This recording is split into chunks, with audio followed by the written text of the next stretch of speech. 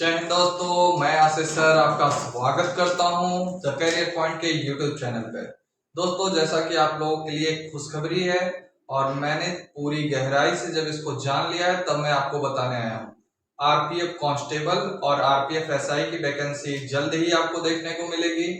तो मैंने सोचा कि आप लोगों को जब तक पूरी तरह से 100% क्लियर ना हो जाए कि वैकेंसी आ रही है कि नहीं आ रही है, वैकेंसी में क्या क्या क्राइटेरिया है, क्या क्या कितनी वैकेंसी आ सकती है, सारे इंफॉर्मेशन को एक साथ समेट करके तब मैं आपके सामने आया हूं।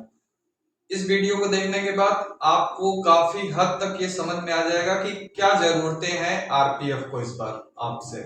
चलिए मैं एक एक करके सब कुछ बताता हूं कि योग्यता कितनी चाहिए, एज कितनी चाहिए, हाई जंप कितनी होगी, लॉन्ग जंप कितनी होगी, रनिंग कितनी होगी, लड़कियों के लिए क्या क्राइटेरिया है, लड़कों के लिए क्या क्राइटेरिया है, सभी चीजों को बारी बारी से बताता हूं।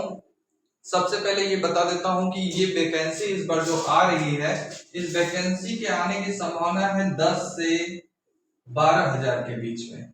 मतलब कि 10 के से 12 के बीच में ये वैकेंसी आएगी।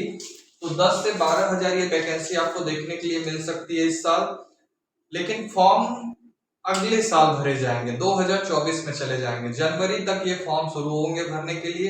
आइए एक एक करके बताता हूं कि क्या चाहिए आरपीएफ एसआई और आरपीएफ कांस्टेबल का फॉर्म भरने के लिए। आपको क्या होना चाहिए, आपके पास योग्यता क्या होनी चाहिए, फीस। तो चलिए आइए देखते हैं एक एक करके। देखिए, जैसा कि मैंने बताया कि आरपीएफ कांस्टेबल और आरपीएफ एसआई रिक्रूटमेंट 2023-24 के लिए क्या क्या क्राइटेरिया होनी चाहिए। तो फीस, अगर फॉर्म आ जाता है तो उस समय आपको फीस कितना देना होगा। जनरल और ओबीसी से अगर आप हैं तो आपको 500 रुपए देने होंगे, और अदर कैटेगरी से एससी एसटी से आप हैं तो आपको कितना देना होगा, 250 रुपए। एज 18 से 25 साल। रिलैक्सेशन ओबीसी को हर बार मिलता है इसमें 3 सालों का, और एससी एसटी को मिलता है 5 साल का। 3 साल और 5 साल का एज रिलैक्सेशन है।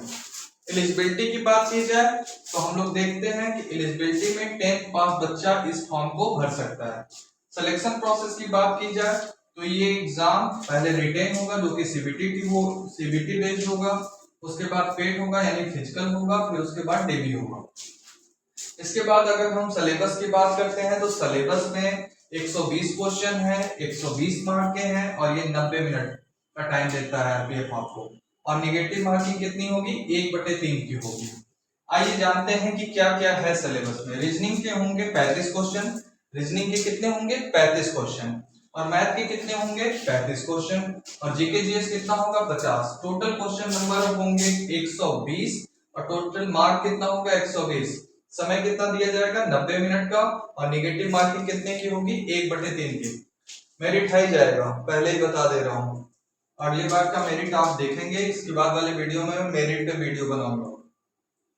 तो आइए बात करते हैं height, long jump, high jump, running के बारे में। तो आइए हाइट को देखते हैं। तो मेल कैटेगरी के लिए हाइट का क्राइटेरिया डिसाइड किया गया है 165 सेंटीमीटर। अगर आप एससी एसटी से बिलोंग करते हैं तो 160 सेंटीमीटर। अगर आप फीमेल है तो आपको हाइट चाहिए 157, और एससी एसटी में है तो आपको चाहिए हाइट 152 सेंटीमीटर।